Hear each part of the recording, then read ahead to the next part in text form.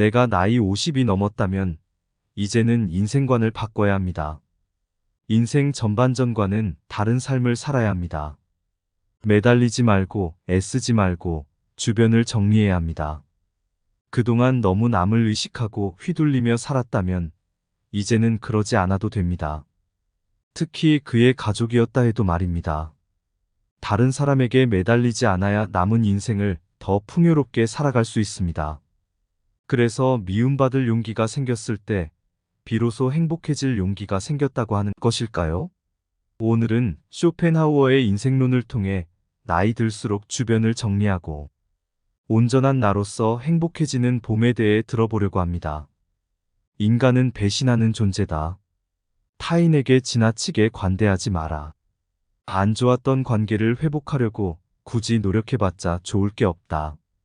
똑똑한 사람은 용서를 하지만 현명한 사람은 무시를 한다. 가족에게도 다 맞춰줄 필요 없다. 맞춰지면 당연한 줄 안다. 사람은 혼자일 때야 비로소 온전한 자신이 된다. 내 상황이 힘들어지면 친했던 사람들도 다 주위를 떠나기 마련이다. 코덕을 사랑하는 사람만이 진정한 자기 자신이 될 수 있는 법이다. 착하고 순수하게 사는 게 좋다고 상처받고 인간관계가 다 끊겨봐야 알겠는가. 친구란 건 한순간에 사라지는 것이고 내 자신밖에 없다는 것을.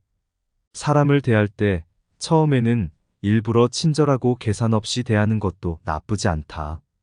하지만 상대방이 만약 선을 넘으려고 하는 기색을 주면 그땐 인연을 끊어버리는 것이 좋다. 이렇게 하면 새로운 사람을 사귀기 어렵다고. 쇼펜하우어에 따르면 인간은 태생부터 고독한 존재이고 모든 고통과 번뇌의 원인이 타인과의 관계에서 오는 거라고 한다. 타인에게 지나치게 관대하거나 친절하게 대해봤자 상대방은 선을 넘기기 일쑤다. 주변 사람한테 잘해주기만 하면 고마움을 느끼지 못한다.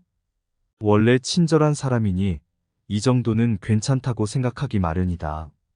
그리고 계속 호의를 요구하면서 호의가 권리가 된다. 타인을 도와주고 싶다면 도와줬을 때 고마워하는 사람만 도와줘라. 인간은 항상 위를 보고 살아가는 게 문제다. 언제나 위만 바라보게 되면 사람은 불행해지기 쉽다. 위보다는 아래를 봐라. 지나치게 행복해 보이는 사람은 겉으로만 행복해 보이는 경우가 많다. 실제로는 불행을 숨기고 사는 사람이 더 많으니 의심해 봐야 한다. 이해관계가 달라지면 사람은 배신하고 가면을 쓰는 법이다. 그러면 어떻게 인간관계를 맺어야 할까? 쇼펜하우어는 친절함이 친절함으로 돌아오는 사랑과 연을 이어나가라 이야기했다. 무조건적인 친절이 어리석다기보다는 고마움에 베풀고 보답할 줄 아는 사람과 가까이 해야 한다. 싸울 때는 중립을 지키는 게 좋다. 말도 가급적 아껴라. 세상은 넓은데 반의 사람은 무섭다.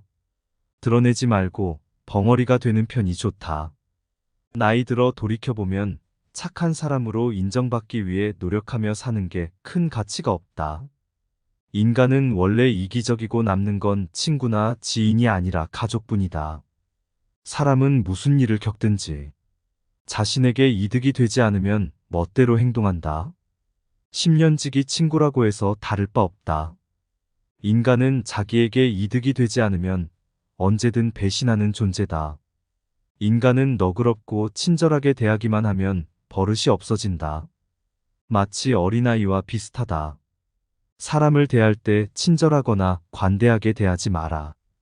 특히나 천박한 성격을 가지고 있는 사람을 조심해야 한다. 천박한 사람들은 자기와 본성이 다른 사람을 보면 시기 질투하고 끌어내리려 한다. 인간관계를 맺을 때는 적당히 유지할 정도만 잘해줘라. 가까운 관계가 아닌 이상 굳이 지나치게 친절할 필요가 없다. 관계를 적당하게 유지하다. 필요하면 인연이 되는 것이고 인맥이라는 건 있다가도 없는 것이다. 너무 과한 친절을 베풀지 않는 게 자신에게 좋다.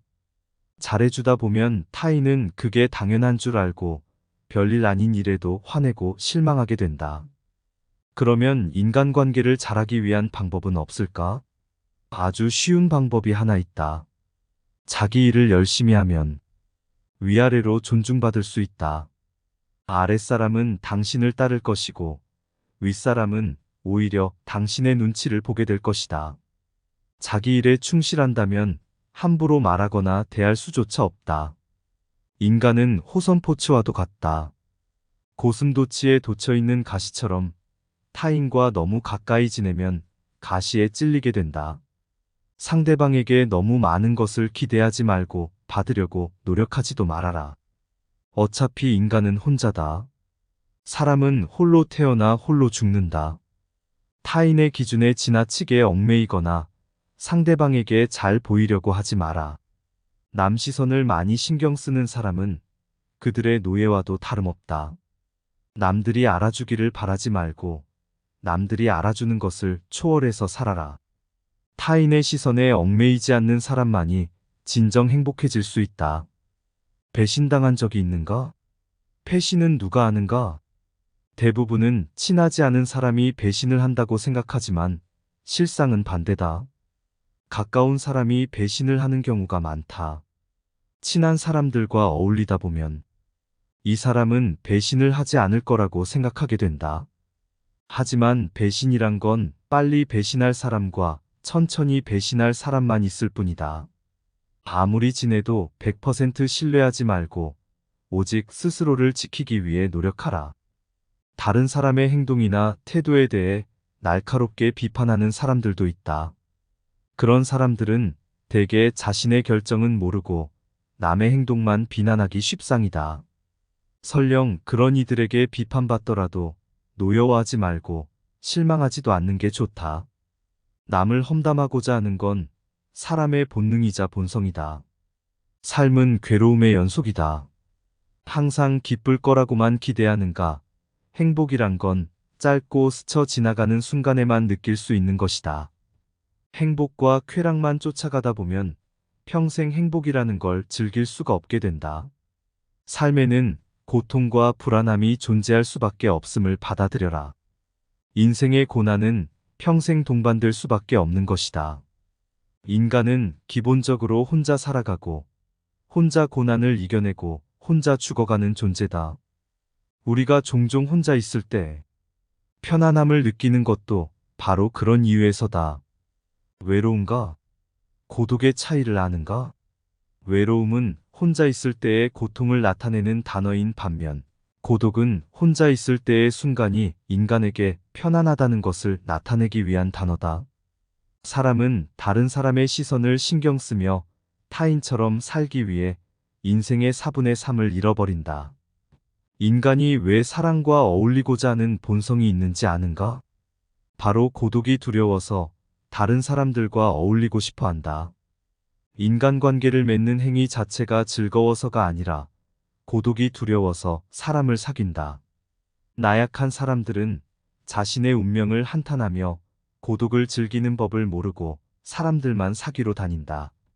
모든 인간은 고독 속에 태어난다. 그리고 고독 속에서 사교 활동을 하려고 하는 존재다. 그렇다면 고독이란 무엇인가? 고독은 인간이 자신의 자아를 발견하고 인생의 의미를 깨닫는 과정이라고 보면 된다. 이제 사람을 대할 때 왜 지나치게 관대하거나 친절할 필요가 없는지 알았는가? 아무리 친해도 돈을 빌려줄 필요도 없다. 돈을 빌려준 것이 화근이 되어 친구를 잃는 경우가 많다. 또 상대는 오히려 오만해진다. 10년지기 친구여도 가끔씩 무시하는 태도를 취하는 것도 도움이 된다. 그럼 인간관계를 맺을 때 어떤 자세를 취해야 할까? 상대방이 당신을 필요로 하지 않아도 잘 지낼 수 있도록 내면의 힘을 길러야 한다. 그리고 사람들을 존중하면서도 언행을 조심해라. 어차피 인간의 본성에는 착한 면과 이기적인 면이 동시에 존재한다. 그리고 사람들은 상황이 어려워지면 떠나기 마련이다. 아무리 가까운 사이라도 항상 주변 사람들이 떠날 수 있다는 것을 염두에 두어라. 또 친한 이들을 경계해라. 친한 이들에게 속거나 당하는 경우가 대부분이기 때문이다. 타인의 좋은 면만 보고 신뢰하는 것은 좋지 않다. 타인에 대한 기대치를 낮춰라. 인간은 본래 이기적이기에 그런 이기주의는 타인에 대한 존중심과 배려심을 낮춘다. 외로움을 받아들이고 타인에게 의존하지 마라. 이렇게 힘든 시기를 견뎌내는 것은 어려운 일이다. 하지만 이러한 시기를 통해 우리는 더욱 성장하고 더욱 강인해질 수 있다. 스스로의 강인함을 길러나가면서 우리는 더욱 자신감을 가지게 되고 어려운 상황에서도 극복할 수 있는 힘을 키우게 된다. 당신의 외로움과 공허함을 채울 수 있는 방법은 많다. 가족, 친구, 취미 등 다양한 것들이 있을 것이다. 또한 당신의 인생에서 가장 소중한 것은 무엇인가? 이러한 질문에 답을 생각해보며 당신의 인생에 대한 명확한 목표를 설정해보는 것도 좋은 방법이 될 수 있다. 이를 통해 우리는 당신의 고통과 외로움을 극복할 수 있는 더 나은 방법들을 찾아낼 수 있게 된다. 강한 사람이란 고독과 외로움을 견뎌내는 사람이다. 그러나 우리는 단지 고독과 외로움을 견뎌내는 것만으로는 충분하지 않다. 더욱 중요한 것은 무엇인지 아는가? 우리는 고통과 고독의 의미를 알고 이를 극복하기 위해 노력하는 사람 되어야 한다. 이를 통해 우리는 더욱 강인하고 더욱 자신감을 가지게 되며 어려운 상황에서도 우리의 인내력과 근성을 발휘할 수 있게 된다. 인생이란 하나의 실험실과도 같다. 실험실에서 과학 연구가 이루어지듯 인간은 삶이라는 실험실에서 경험을 통해 배우고 성장한다.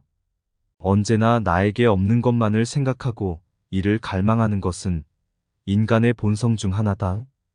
그러나 이러한 태도가 인생을 더욱 비참하게 만든다. 인생을 즐기기 위해서는 현재의 삶을 즐기는 것이 무엇보다 중요하다.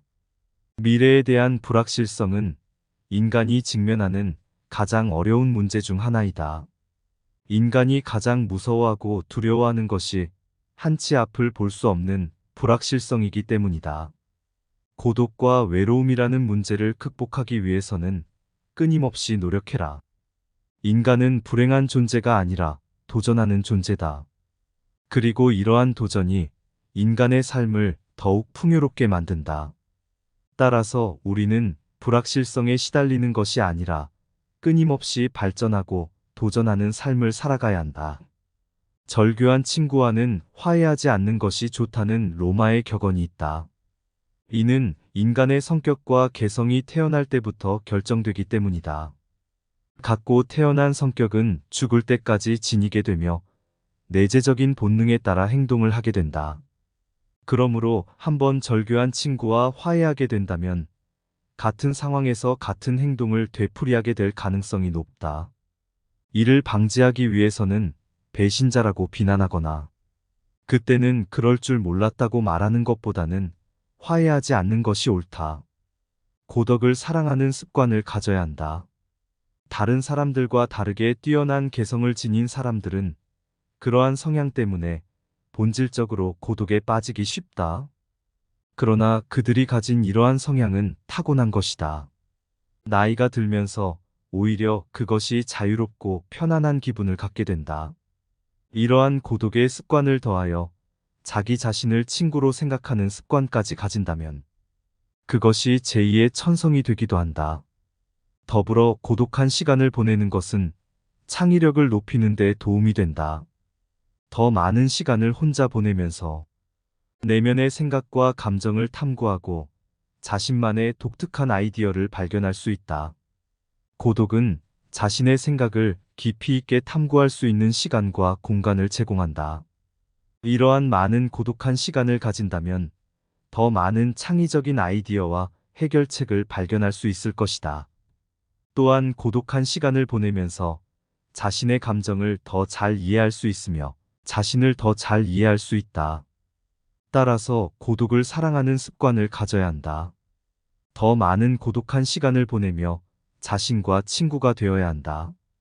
이러한 방식으로 고독은 자유롭고 창의적인 삶을 위한 좋은 도구가 될 수 있다. 당연히 젊은 시절에는 고독을 사랑하는 습관을 가질 수 있는 것이 쉽지 않다.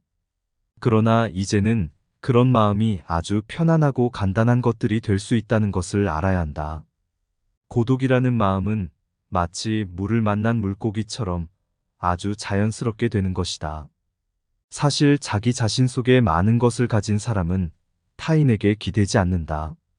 내면의 자아가 텅 빈 사람일수록 외부에서 끊임없는 자극을 고하려 한다. 그러나 자신의 내면이 풍부하다면 자신의 인생의 주인이 되어 자신의 내면에서도 즐거움과 행복을 찾을 수 있다. 이를 통해 자기 자신을 이해하고 자신의 감정을 인식하고 자신의 생각을 이해할 수 있다. 그리고 외부 세계와 상호작용할 때 더욱 성공적이고 만족하는 인생을 살아갈 수 있다. 우리는 종종 인생에 대해 불평하지만 이것이 인생의 최고의 기회와 선물이 될 수도 있다. 인생을 살아가는 재미와 의미를 발견할 수 있다. 사람을 많이 만날수록, 친구가 많을수록, 있는 환경이 주위에 생기게 되는 것은 불행해질 수. 인간의 본성에 비추어 봤을 때 당연한 일이다.